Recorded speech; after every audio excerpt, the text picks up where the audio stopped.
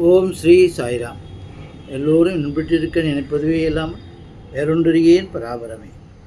நாம் உண்மையான சுகம் என்ற நூலை வாசித்து கொண்டிருக்கிறோம். அதில் போன பாகத்தில் ஒரு சிறைச்சாலைக்கு சென்று இந்த நூலாசிரியர் மகான் ராம் சுகதாசர் உரையாற்றி கொண்டிருக்கிறார். அவர்களுக்கு சொல்லிக் கொண்டிருக்கிறார், நீங்கள் வேலையெல்லாம் செய்து கொண்டிருக்கும்போது நாம ஜபம், இறை நாம ஜபத்தை செய்து கொண்டே இருங்கள். அது உங்களை புனிதமாக்கும். செய்து கொண்டே உங்களோட வேலையை செய்து கொண்டே நீங்கள் இதெல்லாம் உள்ளுக்குள்ளே சொல்லியே இதெல்லாம் பண்ணால் இது நல்லது அப்படி என்று சொல்லி கொண்டிருந்தார். மேலும் சொல்லுகிறார், மனப்பூர்வமாக எல்லோரது நலனையும் விரும்புங்கள். எவருக்கும் தீங்கு நினைக்கக்கூடாது. ஒருவர் உங்கள் மேல் வழக்கு போட்டு உங்களை கைது செய்து விட்டாரே என்று அவருக்கும் கேடு நினைக்காதீர்கள்.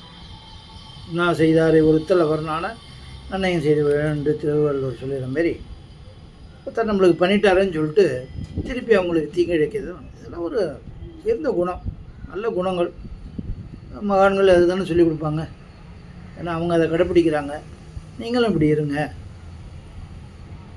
இப்படி இருந்தீங்கன்னாக்க இறைவனுக்கு ரொம்ப மிகவும் பிரியமுள்ளவனாக நீங்கள் ஆவீர்கள் அப்படிங்கிற மாதிரி அவங்க சொல்கிறார். ஏனென்றால் அவர் உங்களை தூய்மைப்படுத்துவதற்காக இப்படி செய்திருக்கிறார். நீங்கள் சுத்தமாகிவிட்டால் அடிக்கடி பிறவி எடுக்க நேராது. அதை புரிஞ்சுக்கணும். அடிக்கடி கைது ஆகும்படி நேரிடாது. தாயின் கர்ப்பத்தில் இருப்பதும் ஒரு பெரும் சிறைச்சாலை தான். அங்கே ஜீவன் மிகவும் கஷ்டப்படுகிறான், மிகவும் துன்பத்தை அடைகிறான். எல்லாரும் அடைஞ்சிருக்கோம், ஞாபகம் கிடையாது. ஆனால் பாவத்தின் காரணமாக அடிக்கடி அங்கே வரும்படி ஆகிறது. என்ன, ஆணவம் கர்மம் மாயை 3 தான் பிறப்புக்கு அடையாளம், திருப்பி பிறக்கிறதுக்கு காரணம் அப்படின்னு. அதனால் ஏதோ பண்ணியிருக்கிறதுனால தான் அங்கே வரோம். ஆனால் காரணத்தையே அழித்து விட்டால் காரியம் தானாகவே அழித்து விடும். வேர் வெட்டி வீழ்த்தப்பட்டு விட்டால் கிளை எப்படி தோன்றும்? அதனால் பாவம், அநியாயம், தவறான செயல்கள் செய்யவே கூடாது. திருட்டக்கூடாது, கொள்ளை கூடாது, மற்றவர்களுக்கு துன்பமும் செய்யக்கூடாது. உடலால், உள்ளத்தால், உரையால் பிறருக்கு துன்பம் தருகிறவன் தானே துன்பத்தை அடைய நேரிடும். இது முழுக்க உண்மையான விஷயம், சான்றோர் வாக்கு.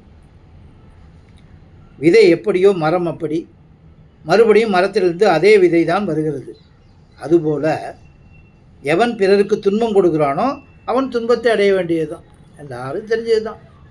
என்ன செய்கிறோமோ திருப்பி வரும். ஆனால் அது புரியறதில்லை, நம்ம தான் செஞ்சோன்னு. எனக்கு ஏன் அது வருதுன்னு கேட்போம்.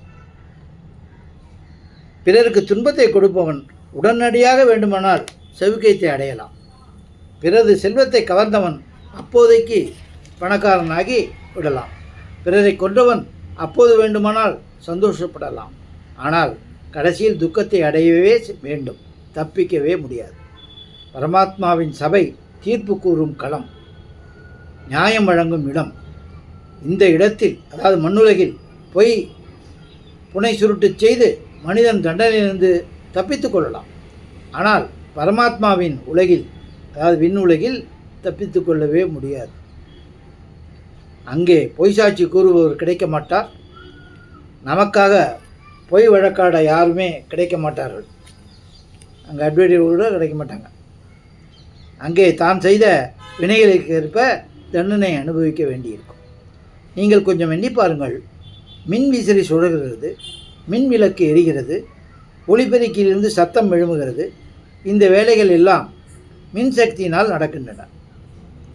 மின்சாரத்துறை பணியாளர் உங்கள் வீட்டுக்கு வந்தால் நீங்கள் எவ்வளவு மின்சாரம் எரித்தீர்கள், எப்படி எரித்தீர்கள், எப்போது எரித்தீர்கள் என்றெல்லாம் கேட்பதில்லை. உபயோகிக்கப்பட்ட மின் அளவை காட்டும் மீட்டர் என்னும் கருவி இருக்கிறது. அந்த கருவியை பார்த்து கணக்கு எடுத்து கொண்டு போய் இத்தனை யூனிட் மின்சாரம் செலவாகி இருக்கிறது, அதற்கு இத்தனை கட்டணம் என்று பில் அனுப்புகிறார். இது எல்லாருக்கும் தெரிஞ்சது தானே. அந்த தொகையை நீங்கள் கட்டித்தான் ஆக வேண்டும். அதுபோலவே நாம் எவ்வளவு மனிதர்கள் இருக்கிறோமோ அவர்கள் எல்லோருக்குள்ளும் ஒரு மீட்டர் வைக்கப்பட்டிருக்கிறது. பாருங்கள், எதுக்கு இதேமாரி பெரியவங்களால் தான் இதேமாரிலாம் ஒரு இதெல்லாம் சொல்ல முடியும், உதாரணம்லாம். இந்த உடம்பில் கழுத்துக்கு மேல் உச்சந்தலை வரை இந்த கருவி அமைந்துள்ளது. நாம் காண்பது, கேட்பது, ருசி பார்ப்பது இவையெல்லாம் இந்த கருவியில் பதிவு ஆகின்றன. நம்முடைய மனத்தில் ஒருவருக்கு தீங்கு செய்ய வேண்டும் என்ற எண்ணம் எழுந்தால் அதுவும் இந்த கருவியில் பதிவாகிறது. சிறைச்சாலையில் காவல் பணிபுரிவரின் கழுத்தில் ஒரு கருவி தொங்கவிடப்பட்டிருக்கிறது. அவர் எவ்வளவு நேரம் தூங்கினார் என்பது அந்த கருவியில் பதிவாகிறது. அதுபோலவே நமக்குள்ளேயும் ஒரு கருவி பொருத்தப்பட்டுள்ளது. அதில் பதிவாகியுள்ளதுக்கு ஏற்றபடி பிற்காலத்தில் தண்டனையோ பாராட்டோ கிடைக்கும். நல்லது செஞ்சால் பாராட்டு, கெட்டது செஞ்சால் தண்டனை. அவர்கள், அதாவது நமது பாவ புண்ணியத்துக்கு தக்கபடி தீர்ப்பு வழங்குறாங்களே, அவர்கள் நீ எத்தனை செய்தாய், என்ன செய்தாய் என்று நம்மள்கிட்ட கேட்க மாட்டாங்க. எல்லாம் அதில் பதிவாயிருக்கும். அப்படி கேட்பதற்கு அவசியமும் இல்லை. அவர்கள் தாங்களாகவே எல்லாவற்றையும் நமக்கு உள்ளே பொருத்தப்பட்டுள்ள கருவியில் பார்த்து கொள்வார்கள். இங்கு உண்மையை பேச வைப்பதற்காக மனிதனை முதலில் நினைவிழக்க செய்கிறார்கள். சிறைச்சாலையில் அந்த குற்றத்தை பண்ணியா எல்லாம் ஒத்துக்கிட்டு வந்து அந்த உண்மையை வர வைக்கிறதுக்காக கருவியெல்லாம் இருக்கே, இப்போ அதை சொல்கிறார். அந்த நிலையில் அவன் உள்மனத்தில் என்னென்ன சிந்தனை பதிவுகள் உண்டாயிருக்கின்றனவோ அதற்கேற்ப அவன் பேச்சு வெளிப்படுகிறது. அவன் மனம் திறந்து பேசிவிடுகிறான். ஆனால் நமக்குள்ளே வைக்கப்பட்டுள்ள கருவி ஒரு அற்புதமான சக்தி உடையது. நாம் பேச வேண்டிய அவசியம் கூட இல்லை, எல்லாம் பதிவாயிருக்கும். அந்தரங்கத்தில் உள்ள எண்ணங்கள் தாமே தெரிய வந்து விடுகின்றன. அதற்கேற்ப சுகத்தையோ அல்லது துன்பத்தையோ கொடுக்கக்கூடிய சூழ்நிலை உண்டாகிறது. துன்பத்தை கொடுக்கக்கூடிய சூழ்நிலை நன்மை செய்யும் அளவு சுகத்தை கொடுக்கக்கூடிய சூழ்நிலை செய்வதில்லை. சுகத்தை அனுபவிப்பது என்பது பார்ப்பதற்கு நன்றாக இருக்கிறது, ஆனால் அதனுடைய பயன் தாழ்ந்ததாக இருக்கிறது. சுகத்தை அனுபவிப்பதால் பழைய புண்ணியம் குறைந்து போகிறது, பழக்க வழக்கங்கள் கெட்டுப்போகின்றன. அதனால் எதிர்காலத்திலும் சுகத்தை அனுபவிக்க வேண்டும் என்ற எண்ண பேராசையே பாவத்தின் வேர். அர்ஜுனன் கேட்டான், கிருஷ்ணா, மனிதன் பாவம் செய்ய விரும்புவதில்லை, ஆனால் இவனை கட்டாயப்படுத்தி பாவம் செய்ய வைப்பவன் யார் அப்படின்னு கீதையில் 3வது அத்தியாயம் 36வது ஸ்லோகத்தில் கேட்குறாரு. அதுக்கு பகவான் சொல்கிறார், சுகத்தை அனுபவிக்க வேண்டும், பொருள் சேர்க்க வேண்டும் என்ற விருப்பம்தான் பாவங்களுக்கு காரணம். சுகத்தை எவ்வளவுக்களவு அதிகமாக மனிதன் அனுபவிக்கிறானோ அவ்வளவுக்களவு அவன் உள்ளத்தில் சுகபோக விருப்பம் பெருகும். அந்த விருப்பமே எதிர்காலத்தில் அவனை பாவம் செய்விக்க வைக்கிறது. புண்ணியத்தின் பயனாகிற சுக அனுபவத்தால் முன்பு செய்திருந்த புண்ணியம் அழிந்து விடுகிறது. மேலும் சுகபோகத்தின்பால் விருப்பம் உற்பத்தியாவதால் பாவத்தின் விதை விதைக்கப்படுகிறது. அதில் விருப்பம் வந்துடுச்சு இல்லையா, அதெல்லாம் ஒரு விதை. அதான் ஆசையே துன்பத்திற்கு காரணம் அப்படின்னு பெரியவங்க சொல்லியிருக்காங்க, புத்தர் சொல்லியிருக்காரு. அது ஒரு விதை. ஆசையை போட்டாலே அது ஒரு விதையாயிடுது, அது முளைக்கும். நாளடைவில் அவன் பாவம் செய்து பாவி ஆகிறான். ஆகவே சுகபோகத்தினால் ஒன்றும் உபயோகமில்லை, ஆனால் துக்கத்தை அனுபவிப்பதில் பெரிய நன்மை உண்டாகிறது. இதுதான் தத்துவம். என்ன, அதெல்லாம் எல்லாருக்கும் கசக்கும், எப்போங்க மாரி கசக்கும்.